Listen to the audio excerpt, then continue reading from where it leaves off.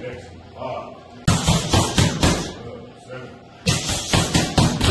Good. Not 10. 5. Good. 7. Hand power. 5. Good. 7.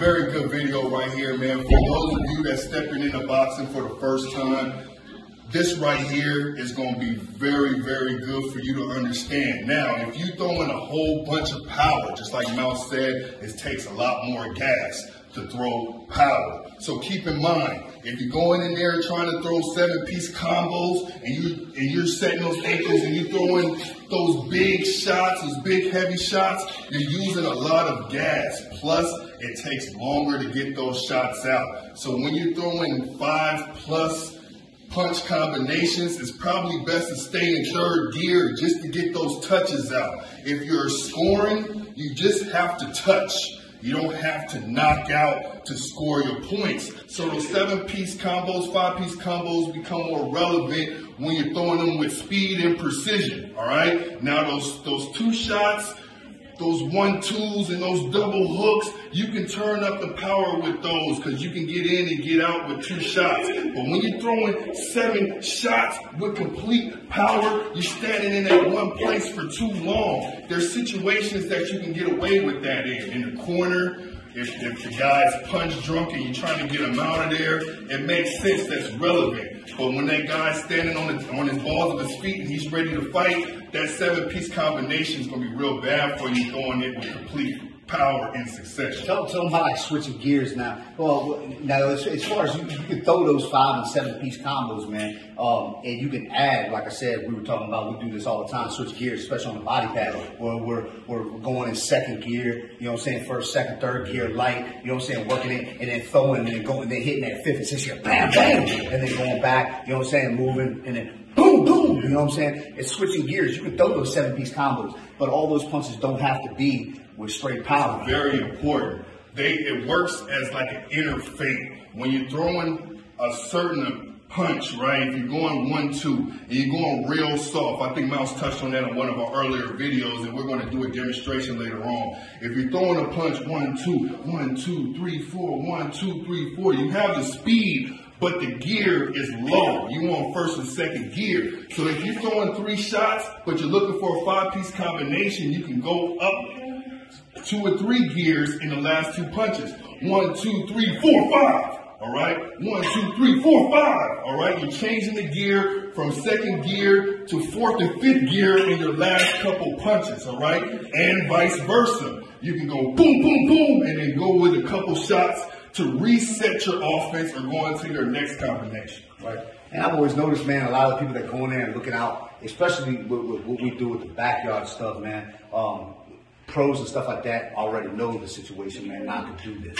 You know what I'm saying? But a lot of the people like in the backyard situation, man, they come out and they're swinging as hard and as heavy as they possibly can and looking for knockouts. And what ends up happening is they get gassed out and they end up getting knocked out themselves, or they get gassed out and have to quit, or they're both going the same rhythm, they're both going 100% the entire time. It's just basically whoever gets hit first or whoever's got the most gas and most endurance to last.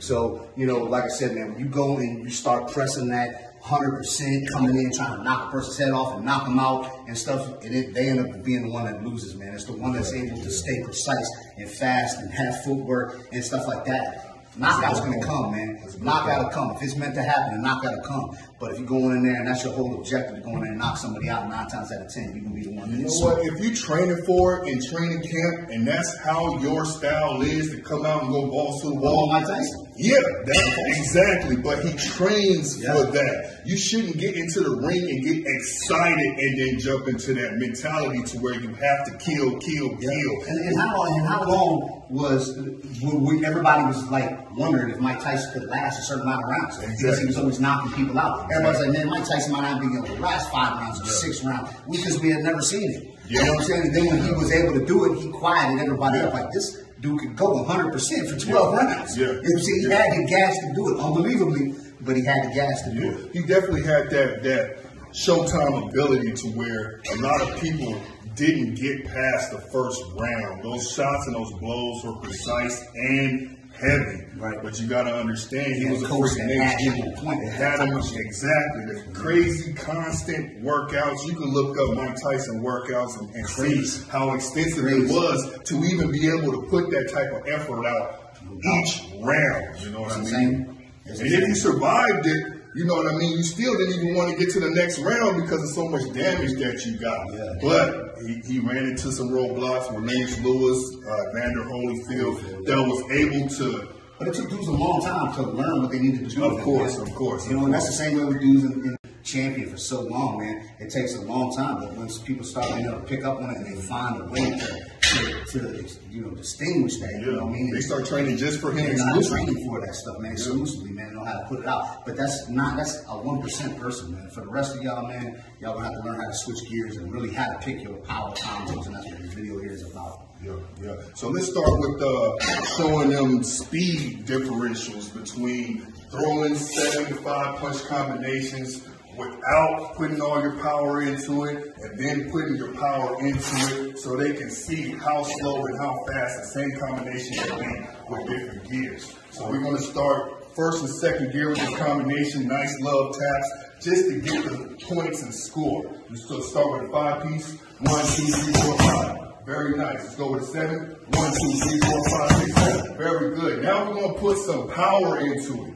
That was very nice. He scored. It was in a reasonable amount of time. Now, I want you to see the difference between how fast it is with the power. All right, here we go for 5-piece. 1, 2, 3, 4, 5. Good. Significantly, it's like twice as long. All right, now we go for the 7. 1, 2, 3, 4, 5, 6, 7. Good, especially those last 2 punches. Now, that took twice as much air to get out. And it wasn't as fast and clean. Now, when you're thinking about scoring combinations over 5 punches, you don't want to put all your power into stuff like that. It costs a lot of gas. You have a lot of opportunity to miss, get countered, etc. Overextend yourself. All types of stuff, especially with a mobile fighter. Yep. Your ankles are not going to be able to move while they set, throwing the power. You're stuck in that same place. You got to know when to throw the power, how to throw the power, and what combination makes sense with the power you're trying to establish. All right, so now we're going to go into 2 shots. All right, which is much safer to throw power. You can get out in a reasonable amount of time with 2 to 3 shots. So let's work on the 4, 5. We'll go without power, and then we'll go 2, 3, 2 with and without power. All right, so 4, 5 without power. Boom, boom, good, nice speed. Boom, boom, good. This is something that you can get out real quick. Now, with power, it's not going to be a significant difference like the 7-piece. All right, with power, 4, 5. Good. 4, 5. Good. Real nice, real crispy, still fast. This is the ideal choice to use with power. All right? You can do this over and over and over and over again. 4, 5. 3, 4. 2, 3. All right? With power, you can continuously get this off and still be safe, get back to defense, get ready for the counter, whatever you got to prepare for. All right. Let's show real fast, like a 5-piece where I'm going to turn up the last 2 punches. All right. So I'm going to set up, we're going to change the gears. We usually do this on the body pad, but we're going to do it real fast. I'm going to try to show you what I mean if I change the gears. So what I'm going to do is I'm going to throw the 1, 2, 3, and then I'm going to come back off 4. So I'm going to throw those hard. All right. So the 1, 2, 3 is just going to be setting up for the power. All right, and you can do this with your calves, body pads, hand focus thing. Ready? Good.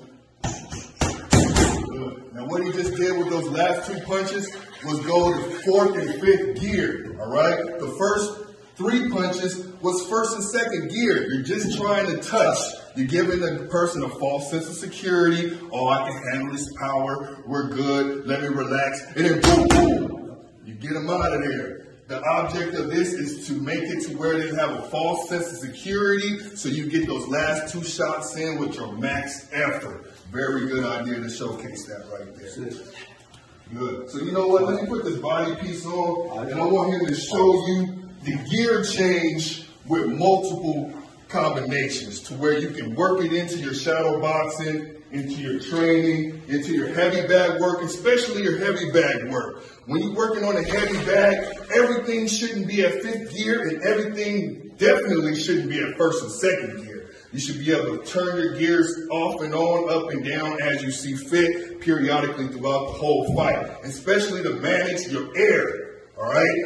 Everything in 5th gear is going to suck up your gas, all right? So 5th gear, think navigator, Escalade, right? Gas guzzlers, all right? 1st and 2nd gear, think Hyundai. All right, so we're working Hyundai for a little bit. First round, we fill in the mouth, boom, boom, boom, boom, boom. When we see that opening, then we run them over with the truck.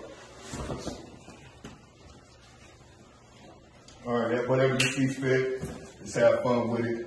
Work off the jab, show them that in 1st and 2nd gear, and then really rip them up. Right.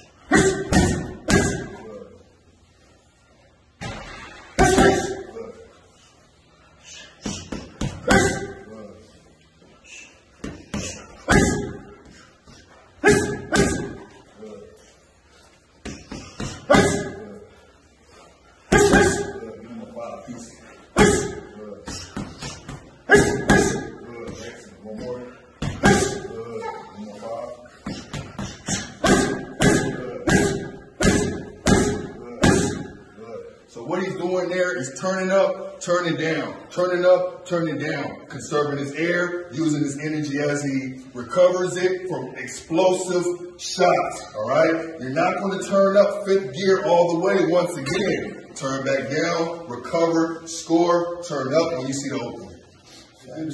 Before you put that in your back pocket, make sure you practice that in your shadow boxing, your heavy bag work. Very important to be able to go from 1st to 5th gear in the same combination. Keep your opponent thinking and off guard at all times. And remember, guys, we got a big event coming up, 18th, and on the 20th of February. Detroit versus Dallas on the 18th. Bronx versus Dallas on the 20th. Y'all show up, guns down, goes up, and we go. Let's go.